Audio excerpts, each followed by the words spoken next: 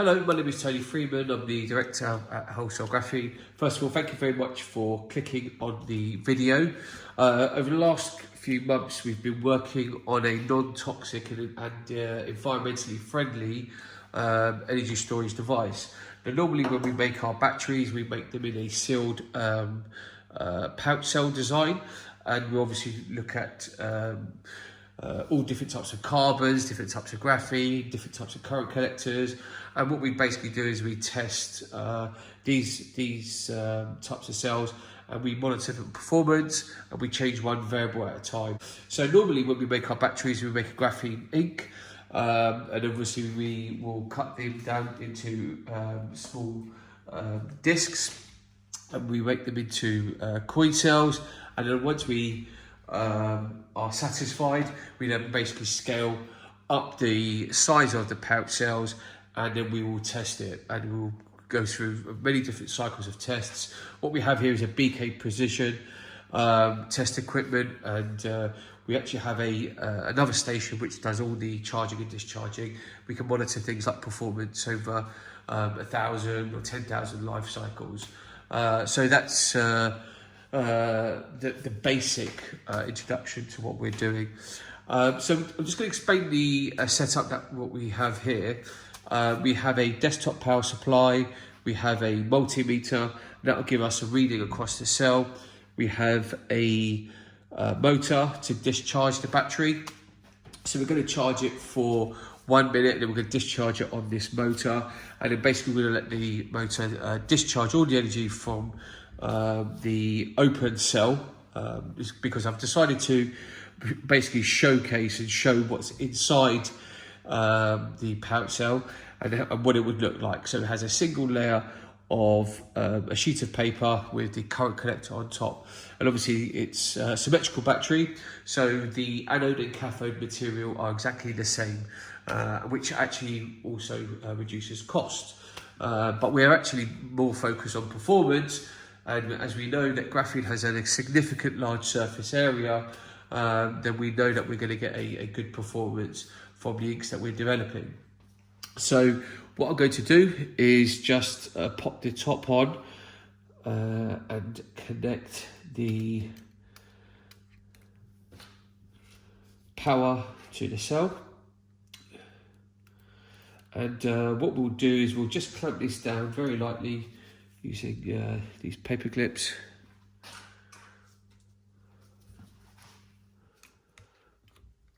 Okay, so we have a stopwatch.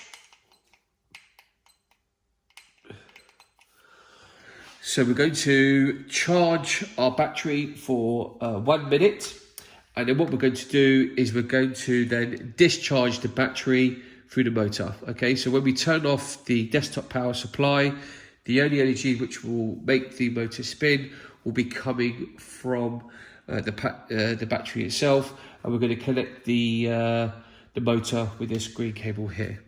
Okay.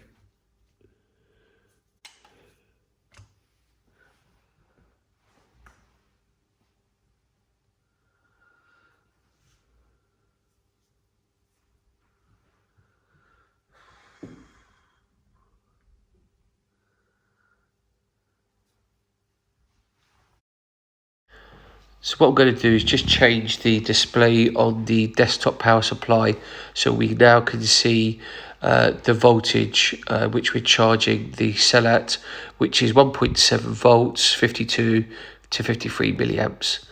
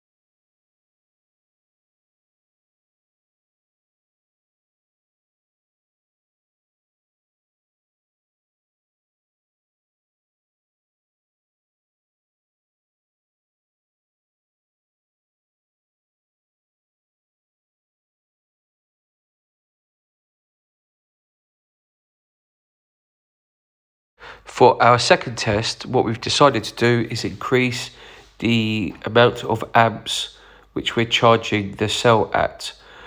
So we've decided to increase that to 94 milliamps, and we're going to charge this cell now for 2 minutes.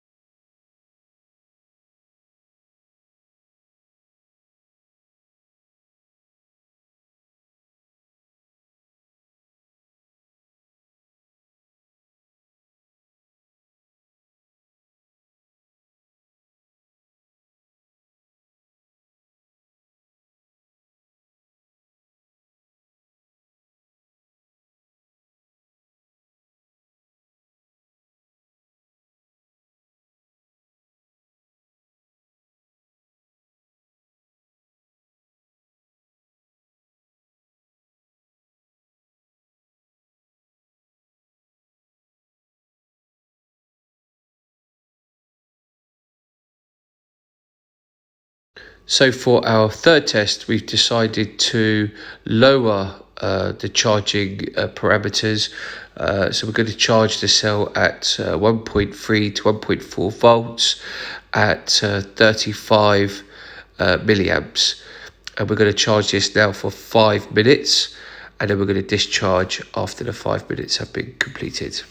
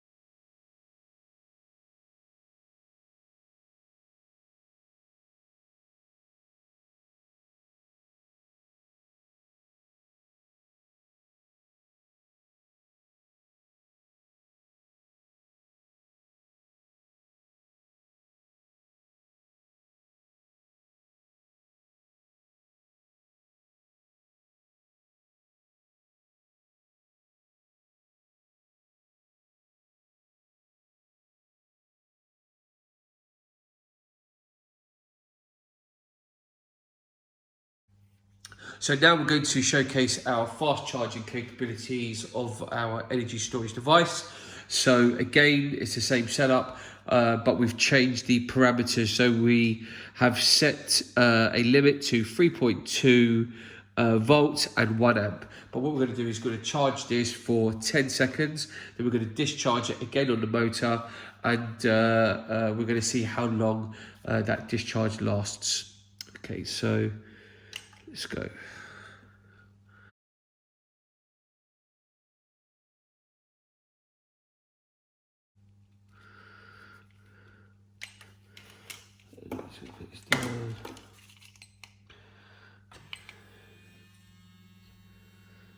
Okay.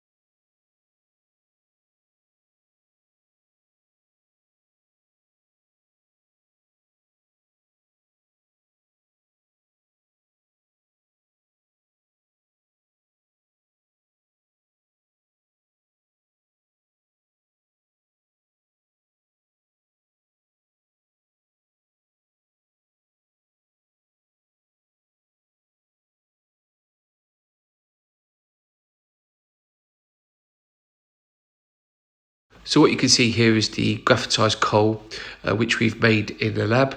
And once we've turned that coal into synthetic graphite material, we then break that down into a graphene material, which we include in our energy storage devices.